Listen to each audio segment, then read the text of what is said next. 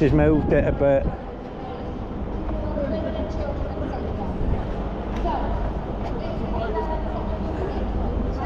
Yeah, let's go across, sod it. That's the police station. Oh, you can see Michael. Are we going wrong here? I don't know if we can get over. Probably not. Gonna get run over in a minute. Not get through you. Yeah.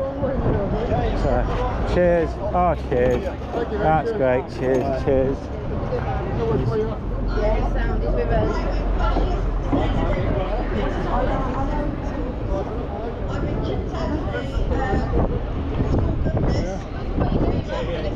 I'll meet you through now. I've seen they've just been to this three of the protesters. Oh, where are they? And I have to say as well, I did stand whether or not anyone agrees with it. I don't know, I've got people here. Unfortunately, I'm chipped out. They are misogynistic. They don't want women in there. You look, there's not many women. And I'm joined for free speech. There is no free speech. I'm not on about the party now. But us women need to still stand together and get this message out. And that's why I'm here. And I'm going to stand for changing education and getting all the wokeness out.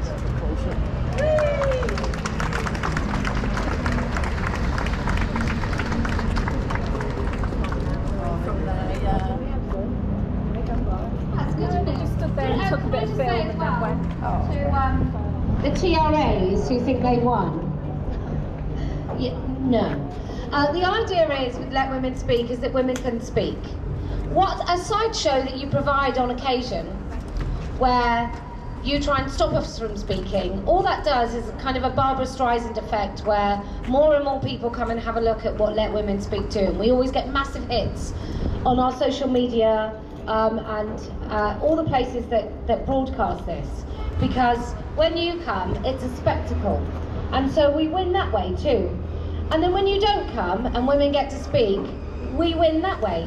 And so we are, Let Women Speak, agree that you have the right to speak, you even have the right to protest, but you don't have the right, and you shouldn't be permitted to prevent us from speaking. Because we're not going to come and, well, we wouldn't want to, but we're not going to come and try and stop you from talking. You can say your silly ideas, and everyone can hear exactly what they are, and we can all listen to you make arguments as to why it's a good idea for a 50-year-old bloke to be in the changing room with our daughters. And everyone else can hear that that's ultimately what your goal is, to erase all the boundaries around women's spaces and all the safeguarding around children. So we want you to speak. We want everyone to hear what you say. We just want the right to be able to do that too. And we would like the police to protect our right. And that is what the police failed to do last time. And so that's why we're here again today. So whilst you have your lovely little gathering at Brian Club, I hope that everybody, every passerby stops and goes, oh, I wonder what this gathering of really reasonable, rational, decent looking people, I wonder what that gathering is all about. And then they can hear that you just want everyone to believe that women have penises, that men have vaginas, that non-binary isn't some sort of attention-seeking middle-class lunatic fringe identity, and that transitioning children is like a wholesome, wonderful look thing at him to waving his NUS. To eradicate the safeguarding around child spaces is a great thing to do, and to obliterate the sexual function of children and their fertility is something that's stunning and brave. So I hope that Nottingham got to hear all of you today, because that makes my job a hell of a lot easier, and that means your ideology is eradicated from public life as soon as humanly possible. Okay, who else would like to speak? Hello, hello, hello.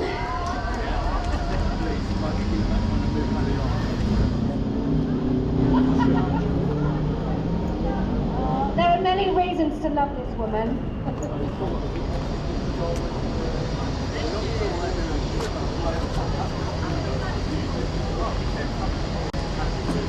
Short and sweet today. Nottingham Shite Police are proud to introduce first ever thought crime amnesty. With hurting words at an all-time high, it's our duty to stamp out hate. Please deposit your thought crimes in the designated sin bin. Thank you.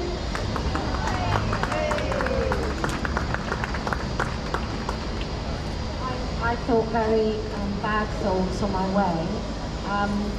I thought that grown men would pretend to be women and go into women-only spaces. That's what I was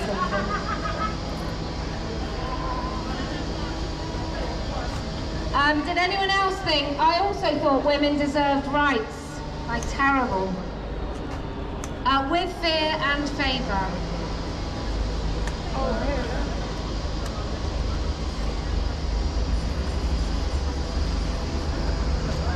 I don't believe there's a single man that gets his hands dirty on a daily basis for a job thinks that women have penises. I find that just totally, those two things. Oh, also, plumbers obviously deeply transphobic. Have you ever heard of all the plumbing terms? They're all bodily function kind of penis and vagina things. And so now that Lego is transphobic, heteronormative, I can't wait till they have a go at plumbers. And that your plumber comes around your house and you have to say to him, can you make sure you say like nuts and bolts? And not, I don't even know the terms, but they're all euphemisms, aren't they? They're all male and female parts in plumbing. So, can't wait for transphobia to hit the trades. I think that would go down really, really well. Scaffolders, they're all over it, aren't they? The scaffolders are all so woke. You know, when you see them at the side of the road throwing things like with their muscles out and their tops off. I always think, I bet they're really woke, all those blokes. Anyway, who else would like to speak? Yes.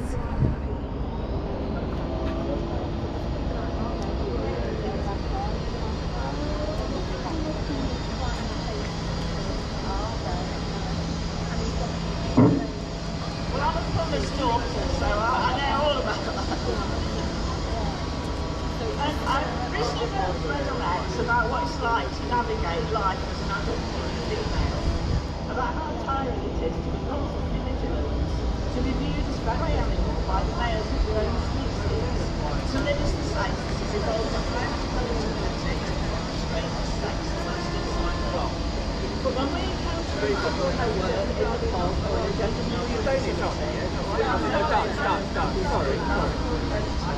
when we walk home at night with our feet between our fingers, we cannot know the light on face with us. It's looking out for us like clouds. That threatens us to diminish as we become older and attractive as babies. Men make more babies and little children. It's an assertion of power and hatred on sex. In fact, having 3 daughters, my awareness of that threat has only grown. I'd like to read an excerpt from my mom's Piercy.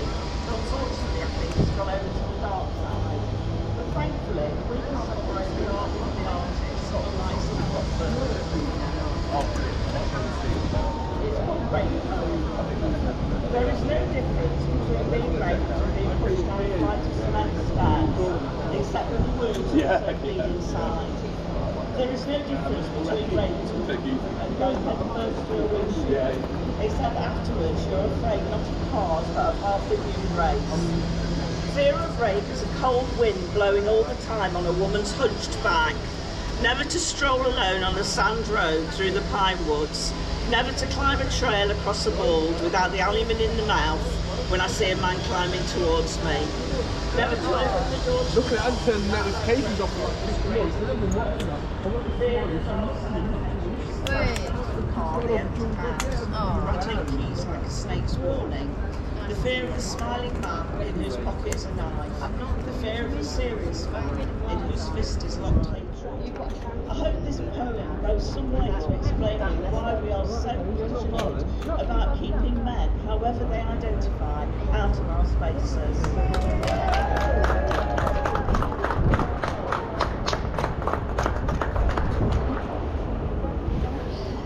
I don't think men, even really decent men, of which there are many who do understand this issue, but I don't think we can ever convey the feeling that women get when there is a male voice in a space where it is not expected or welcome. And when you're in that space and you hear that male voice, you pause, you breathe shallow breaths, if at all, until you hear that threat has disappeared. Now, this doesn't happen where we rationalise this. This is not rational, this is instinct. This is, I believe we are all born with this instinct as females. We have those nice little XXs that carry down messages through generations, and I believe it's a fine home skill. It's a bit like you never see a mouse pause and think, is that a friendly cat? And it's exactly the same thing. We do feel like prey because we are physically vulnerable to men. And it's not because we think you're all going to do it, boys. We just don't know which ones. Which ones will and which ones won't. Usually the ones that won't do, I'm so sorry, I've just found myself in it, I'm really sorry, I'm gone. It's the ones that push their way in. It's the ones that come in uninvited. And please, for the love of God, women, please do not invite men in our space. Don't invite teachers who call themselves Mrs. Men, male teachers who come back to work, or men who call themselves Katie John. Don't be telling them that it's all right for them to come in, because it's not your space to give away. But we just hear it, and before we know it, we're just paused. Our life pauses until we can hear the threat has disappeared. And I don't think men do that. Maybe men do more of the fight rather than the flight or the pause. And can I just say, there is another method that we have, or response. There's fight, flight. I think many of us are fighters in this movement. Flight, and there's fawn. And fawn will be all the women gathered around Brian Clough. They'll be the fawn. They'll be the women that see the threat and interpret it as something that they could get away with by aligning with the threat. And there's a woman in Melbourne who remains like one of my favourite ever speeches I think I've heard in my life, let alone in this movement. And she talks about, be careful with the pitchforks that you wield as they are turned upon you. And I can't say it as well as her, because for a start she's got an Aussie accent. But I can't say it as well as her, but that expression, that thing that happens to women where they're all like, just say no to these men. If you think you can trust them, just say no. And then you find that man just reveals himself quicker than you can say trans maiden. So, okay, who else would like to speak? Yes.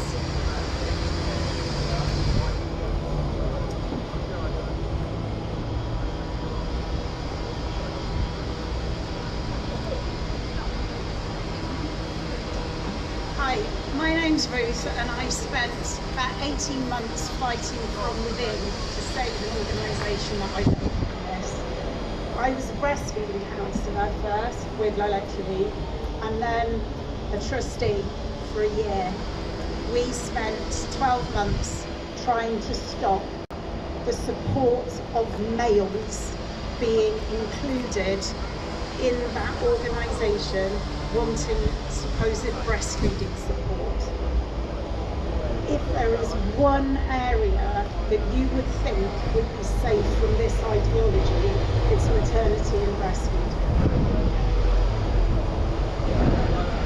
The idea that anyone should think that the support of to support a male to induce lactation and to supposedly breastfeed a child is anything other than child abuse is just beyond belief.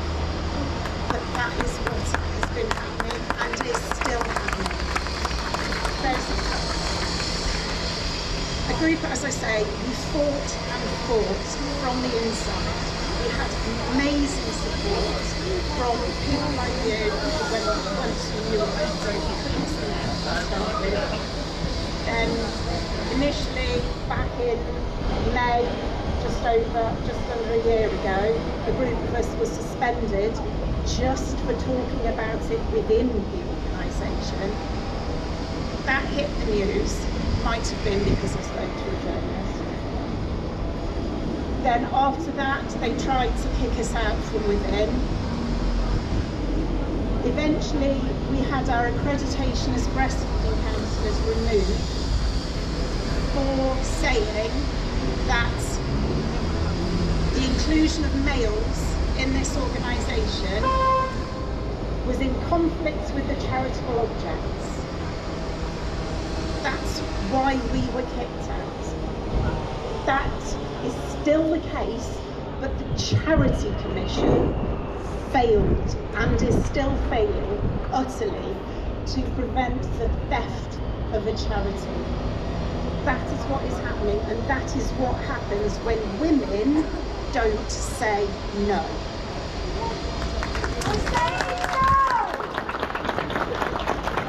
We're still fighting, but we're putting our energy elsewhere now. We're setting up a new organisation. It's a mother-to-mother breastfeeding organisation. We're going to be going public soon. When that time comes, give us some money. And yeah, keep going, please. Thank you.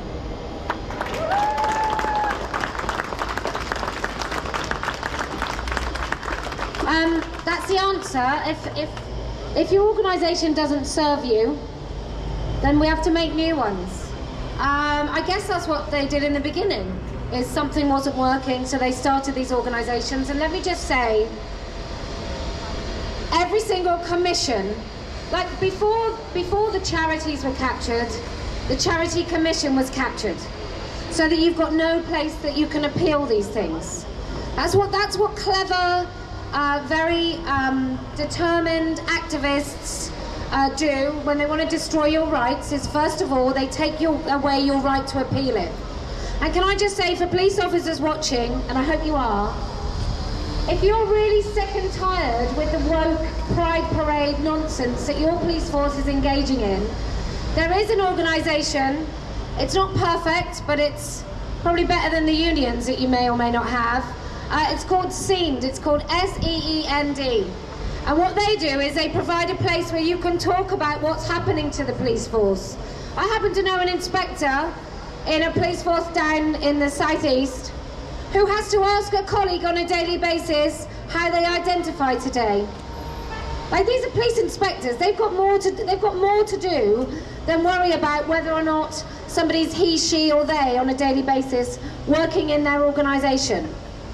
And you'll find that in every organisation there's this nonsense where people paid far too much money, and I'd be interested to see how much DEI is spent on in the police force, because it won't be about building ramps and disabled access. It will be specifically for the big fat T. That's what it's all for.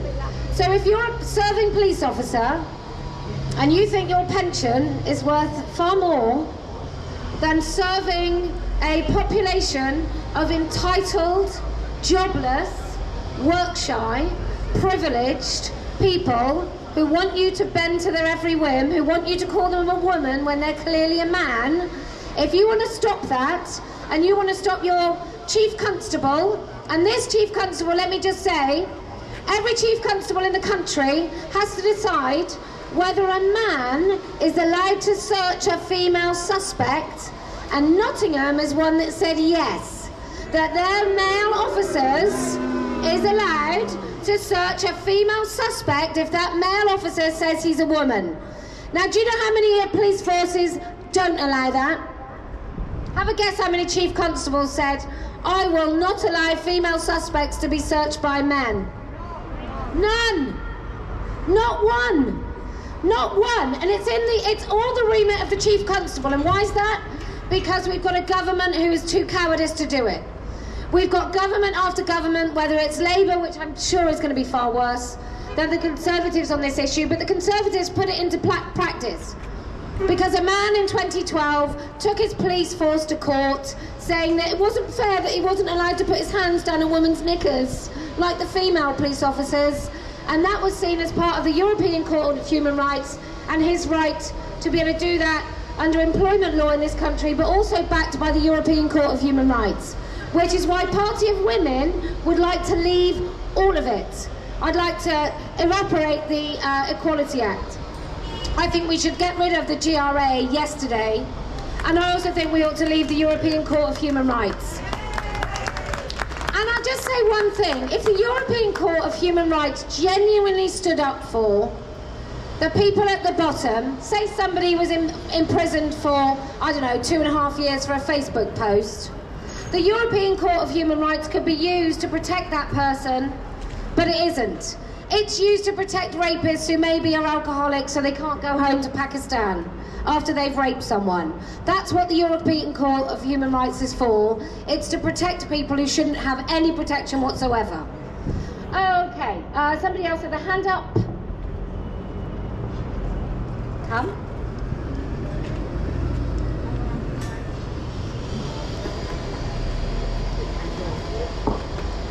The camera up there. Did you see that bloke? You know,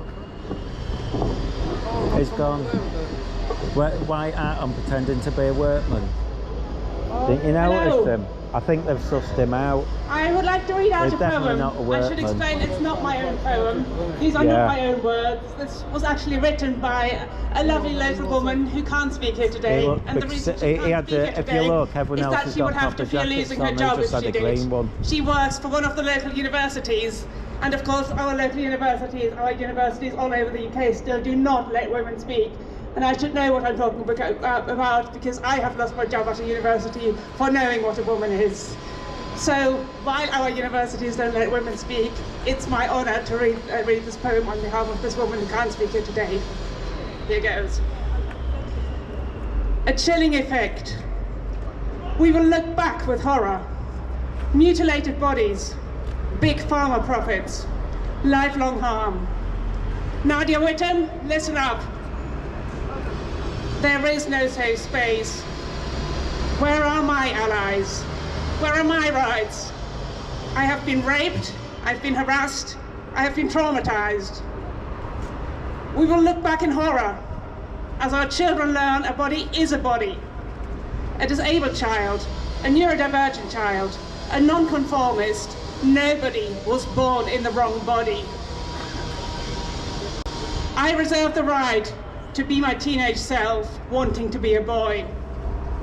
I reserve the right to short hair, overall, boots. I reserve my rights. At 19, harassed on the streets, fucking lesbian. I reserve my right to present as I like. I reserve the right to be a mother. I reserve the right to know when my child is distressed. I reserve the right to know a symptom from a cause. I reserve the right to protect and to care that her needs were ignored. I reserve the right for us to have women-only spaces. I reserve the right to have my own ideas. I reserve the right to trust science. I reserve the right to know. I reserve the right for us to be the bodies that we are. I reserve my right not to be harassed. I reserve my right. I reserve my rights.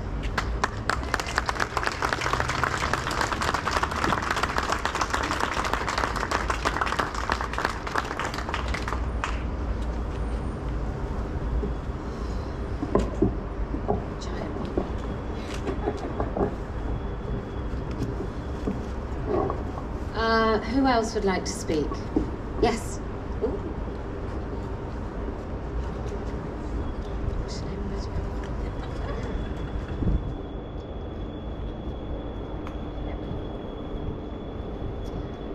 Okay, thank you. I recently started listening to a podcast by Laura Richards. Some of you may know her, but I've only just come across her, and I come across her by accident. Listening to, I watched a Netflix program, nothing to do with violence against women, and then I ended up listening to this, and then when you're driving along in your car, it just kind of switches. And I've been listening to, she's called Crime Analysis, but I've been listening to the Yorkshire R word. I'm not going to say it because she says we shouldn't say it, and and there's good reasons for that if you listen to the podcast, but it's called The Forgotten Victims. And obviously the Yorkshire R word was 50 years ago, and listening to it, you get a really good feeling for the police incompetence and their disdain for women, and they're not listening to women, and they're not taking women seriously, and not looking at the evidence before their eyes. And here we are, because they didn't listen to us last month, that, you know, we're going to get surrounded, they're going to, you know, they're not going to let us speak, we're not going to have free speech. But she really is worth listening to. She actually helped bring in the stalking and coercive control law in this country. She's a renowned international expert, and it's not something I normally listen to because I'm a survivor of long-term domestic violence, and it can be quite triggering. So, you know, you do need to listen with caution. But it really does bring it home that the police just don't take women seriously. We are victim blamed. You know, we're asking for it. We come on the streets, well, it's your own fault. You know, when we were at that when we were at our event last time, the stop response that many of us were told when the police came was, they've got a right to protest. What time do you make it? And I know because several women were told that. And it's just pure incompetence. We know, we're not stupid, we know they've got a right to protest, but we've got a right to speak and be on the streets and gather as women. And that's really what I wanted to say. But, you know, 50 years ago and nothing has changed, and they're still being that guy.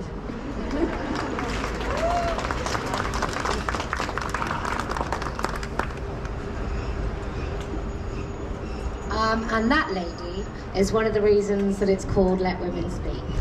Because she came to the first meeting up here where we were protested.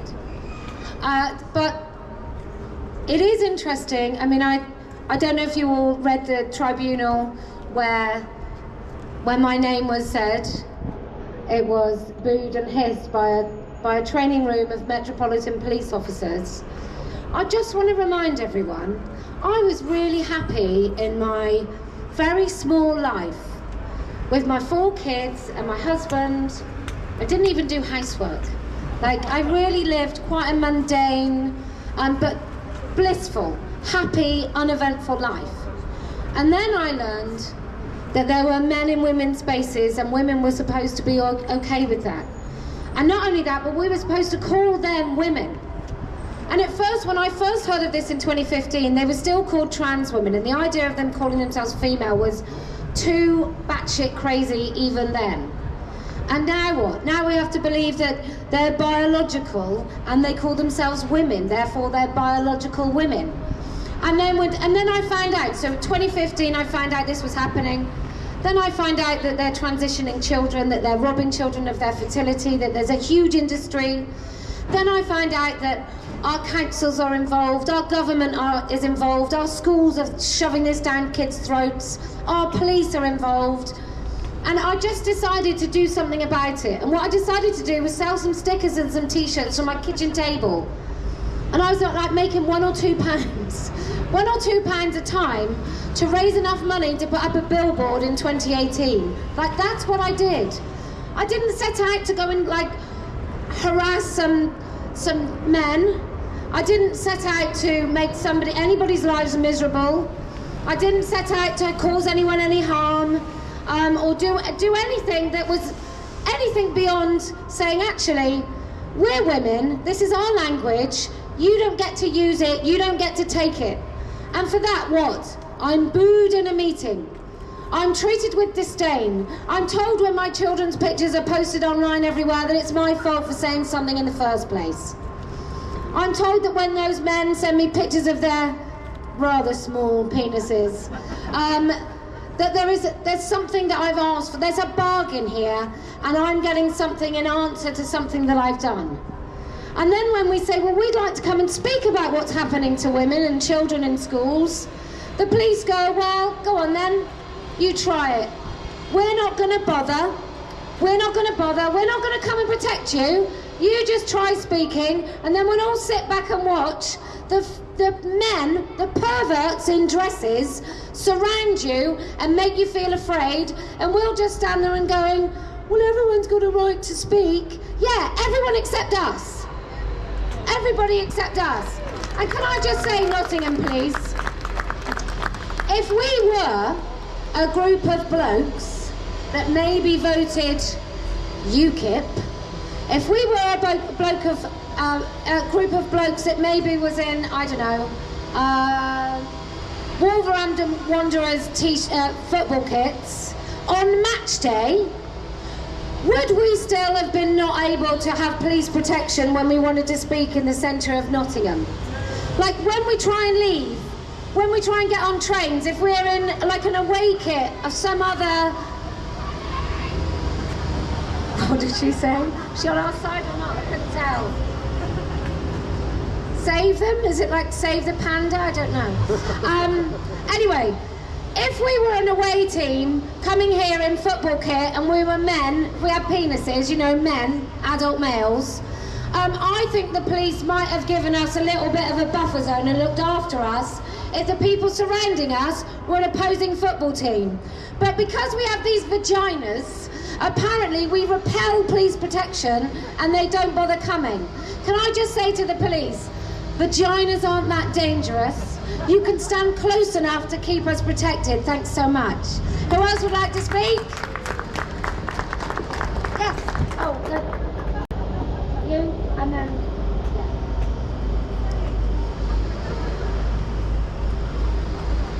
Can I just say, individual officers, we know it's not your fault, but your management is shit.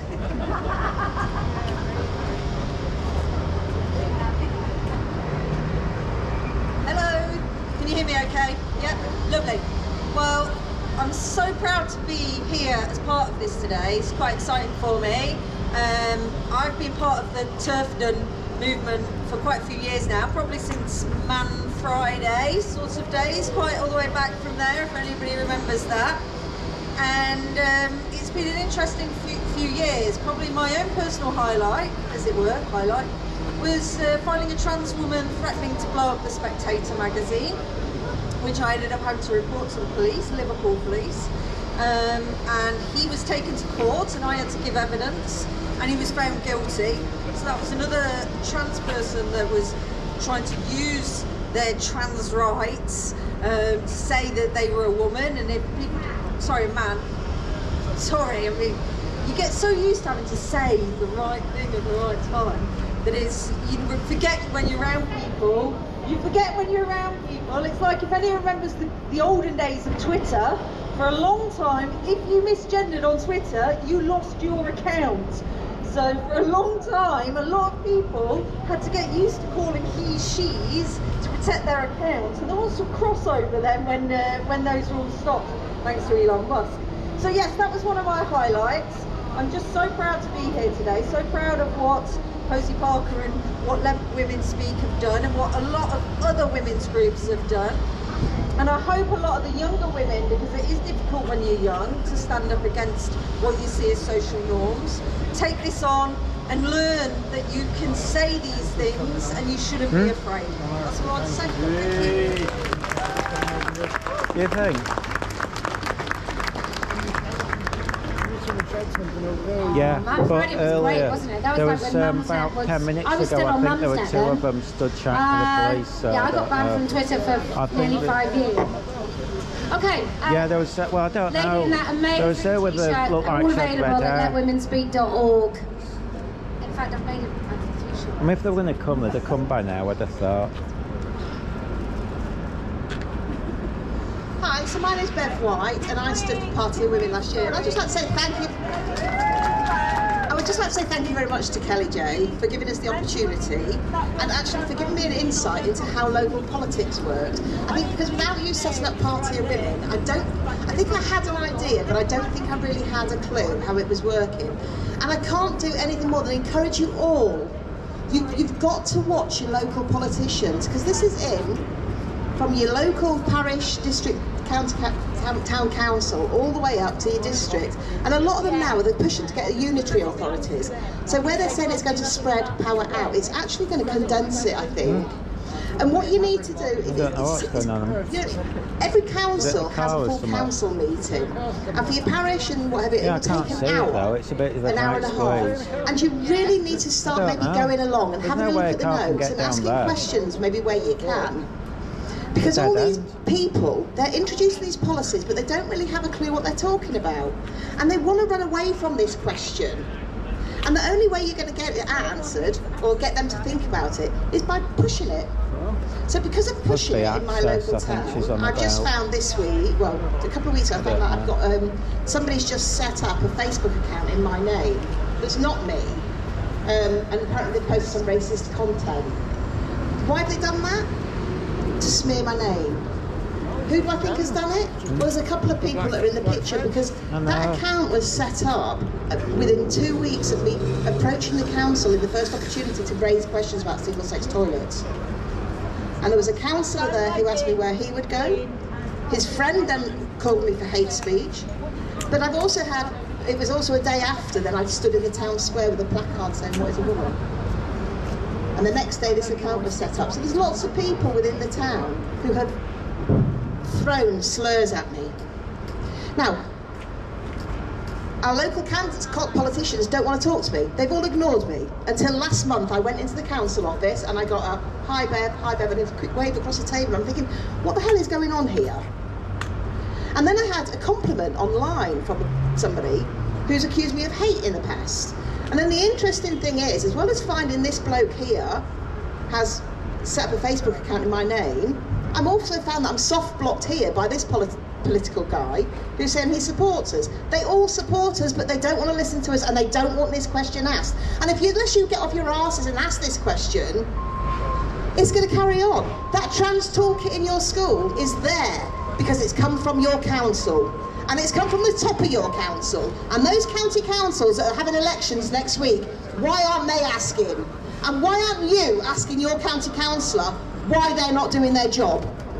Their job is to challenge the CEOs and the officers that are putting in these shit policies. Why aren't they doing it? Why aren't they questioning it when they're governors of the schools? Because they're too fucking scared. And they're too fucking scared to talk to you. But half of you aren't really doing what you could be doing, and you need to be doing it. And this election's coming up. And if you don't join Party of Women, then they're going to win. So join them, just to give somebody an arse kicking. And it is giving them an arse kick. They don't want to talk. So you've got people who don't like you that are trying to silence you. You've got the people who say they're on the same side as you trying to silence you. How are we going to make a way through it? And it's not, you know, you have to do more. These events are brilliant, and thank you again, Posey, for doing it. We have to do more. You have to challenge. Find a way that fits in with your job and your lifestyle. But actually, it's fucking fun. I'm not interested in playing games and watching the game playing that's going on. It is so fascinating. But they will all cover each other's backs. And when you realise that this politician here is in the Labour Party or the Liberal Democrats, and they can't say anything because that's what their main party is saying, and unless you challenge those main parties, nothing is going to change. We have to get off our arses and start motivating each other and challenging everything, because otherwise we're still going to be here in 5 years' time and nothing much is going to have changed. Anyway, that's me. Thank you. I'll wait till it's gone out. Thank you. I mean, I say this sometimes, like, if not you, then who? And if not now, then when? And I just want to remind you all, while you were asleep, before maybe 2015 when I was asleep, the councils were peaked, the government was peaked, the police were peaked, they were all peaked on the wrong side. They all decided that these blokes who feel so terribly afraid, they feel so afraid of everything in their lives that they just need to go into women's spaces. That's all they need. These poor men in dresses, they just need to use women's toilets.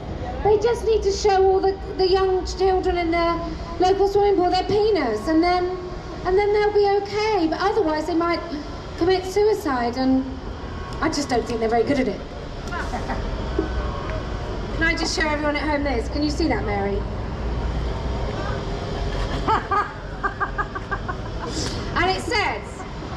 never be a woman, no matter how much Friar tucks. Wonderful, isn't it? Let me remind you, whilst you're not standing for election, and whilst you're not helping women in Party of Women stand for election, let me just tell you what the main parties are saying. Pretty much nothing about this. Kemi Badenoch might have said something since she was leader of the Conservatives, and let's face it, Conservatives put all these policies in place. They're the reason that your daughter doesn't have a private space in schools.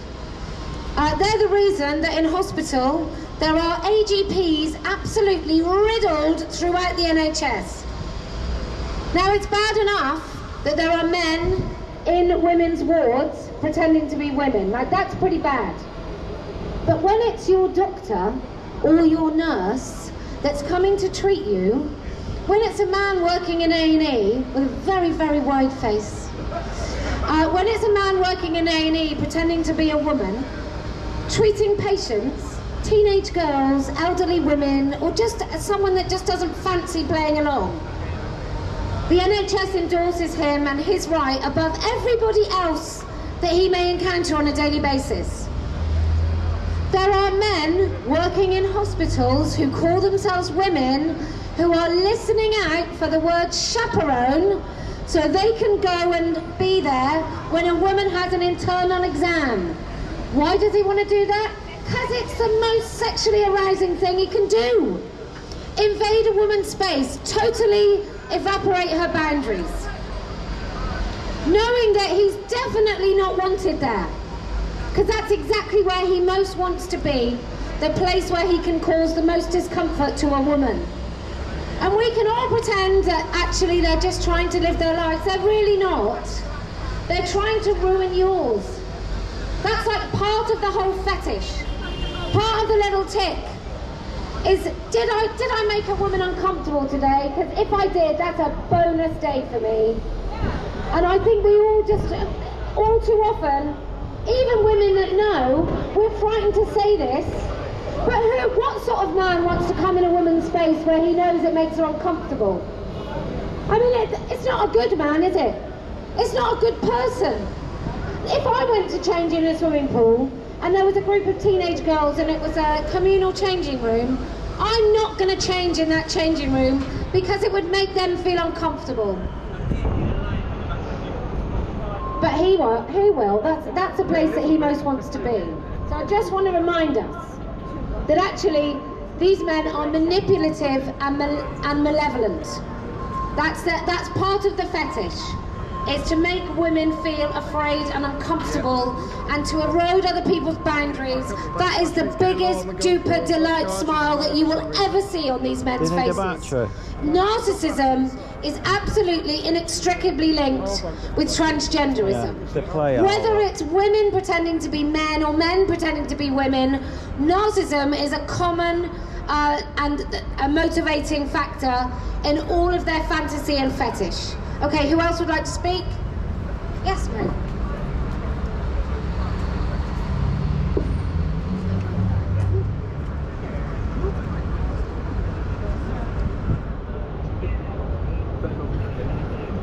Well, he's got no balls, but he's still male. He's still male. I travelled here from London today because I was so incensed at what I saw happen last time, what I've seen and experienced happen in different parts of the country, and I very much agree with this strategy that if the police don't do their job in keeping with the public order legislation that we have, then we need to keep coming back, we need to keep giving them a headache.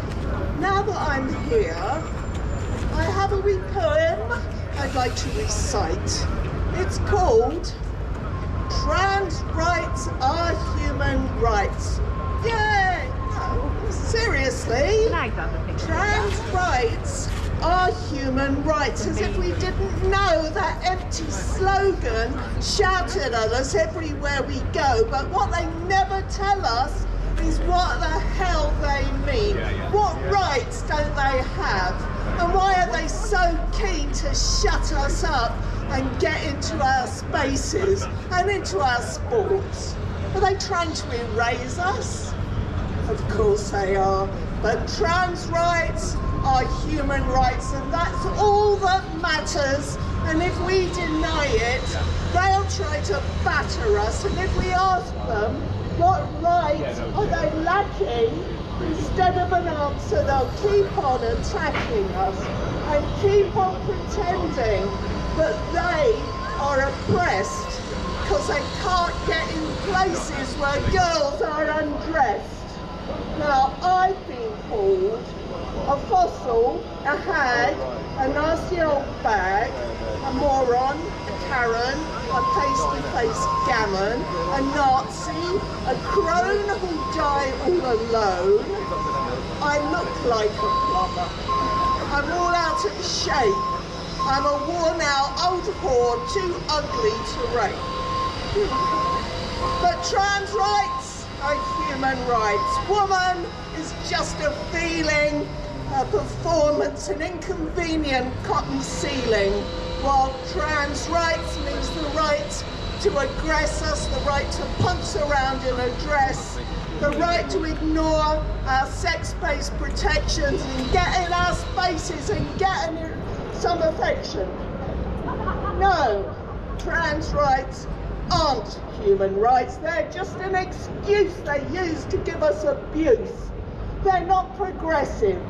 They're bullies and liars who can't cope with the truth, that the truth never dies. And the truth is that we don't care what they're saying, because we're saying no and we're not obeying.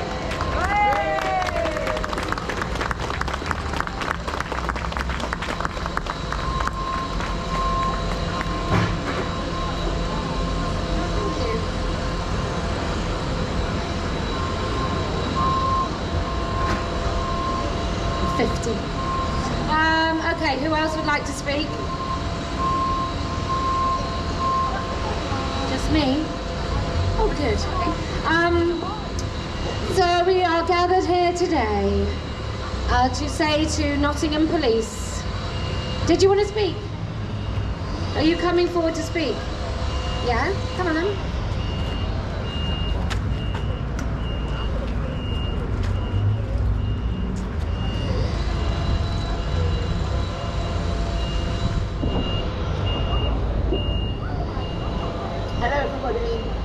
I came to this event last time when the police let us down. I was so shocked. You see these things online, and I've never seen such deranged, horrible people in my life, and I'm keeping it polite, that's all I'm going to say. On the way walking up to the police station, I actually got shoved in the back by one of them, and it was only for a bus stop that I didn't end up falling on the floor, which would have been highly embarrassing. But I want to do a call out to all the men out there, all the real men. You have mothers, wives, daughters. What do you think is going to happen to these ladies if we don't stand up and kind of fight for their rights now? We need the men to stand up and say no as well, and not just go along with it. I think that's what I wanted to say, short and sweet.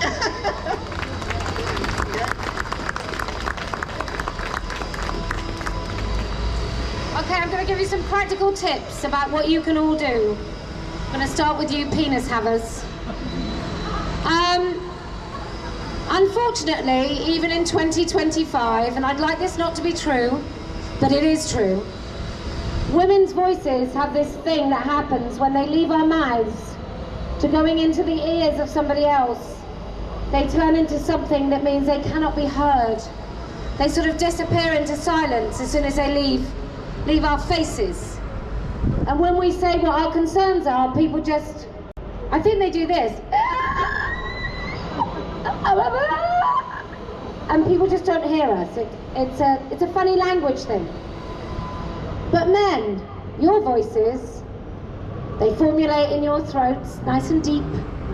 They leave your faces, they travel through the ether, and they land like serious suggestions and concerns into the ears of people in positions of authority.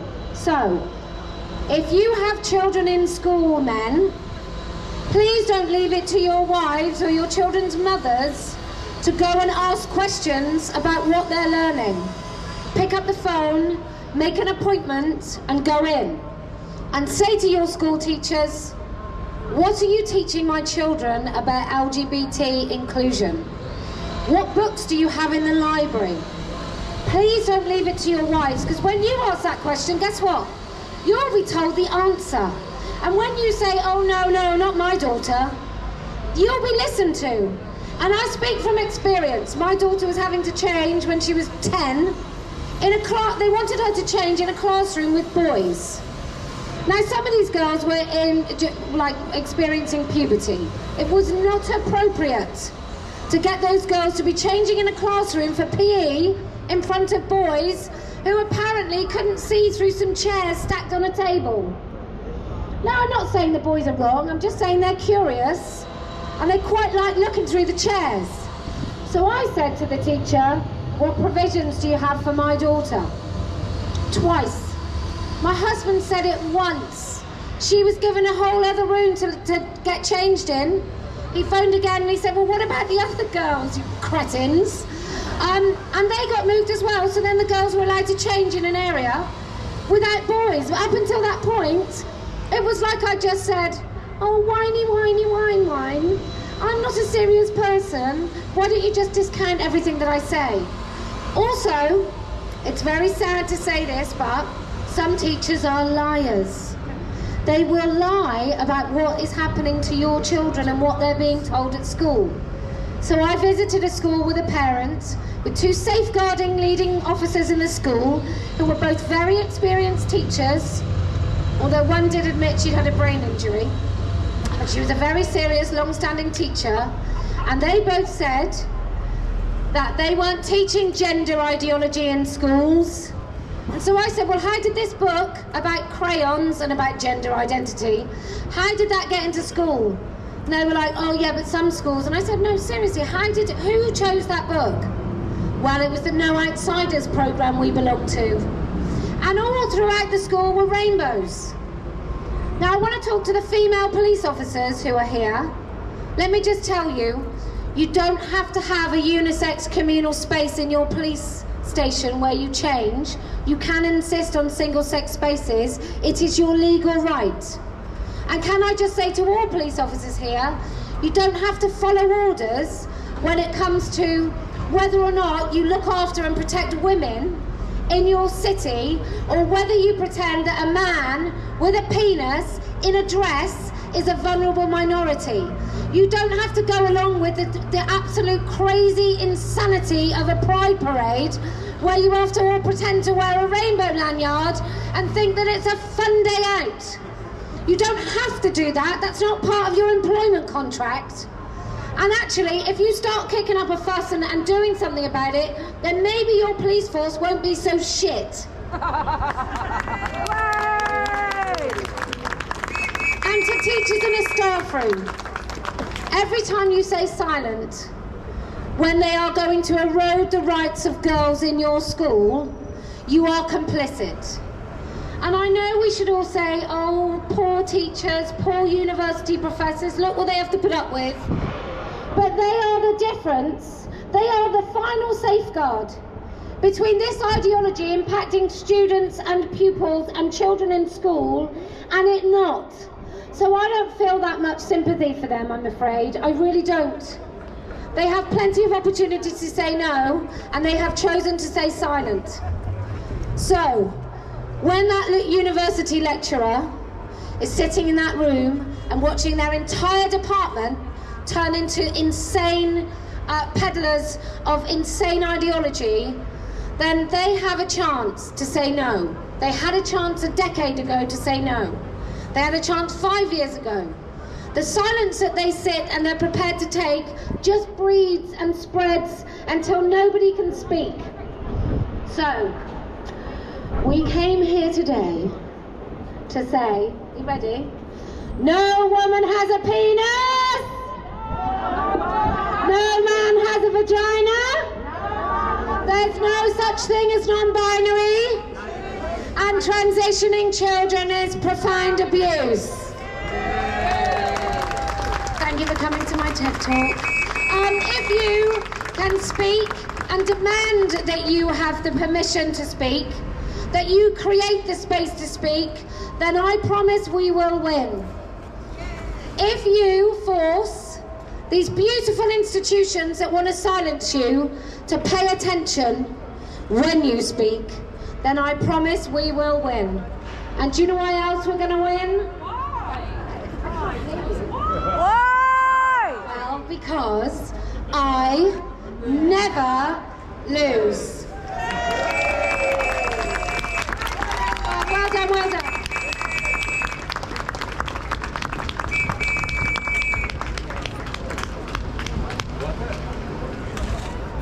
No, I don't.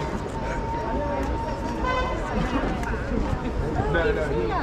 Yeah. I saw him at the No, I went over to them. So police are going down there and they're shooting people. They tried to do a mass charge. To all the men listening in the building, I feel sorry for your female colleagues, considering you're so upset that you're nearly crying about some women standing outside and speaking in public. I just didn't want them to speak about their rights. So I hope you've all learned something, and when you go home and make your dinner for one, I hope you reflect upon what it is and how you have arrived at a situation that you're living on your own or still with your parents. Can we just give all the men in the building a quick wave? Thanks so much. I mean, they tried to get it. Misogyny is one hell of a drug.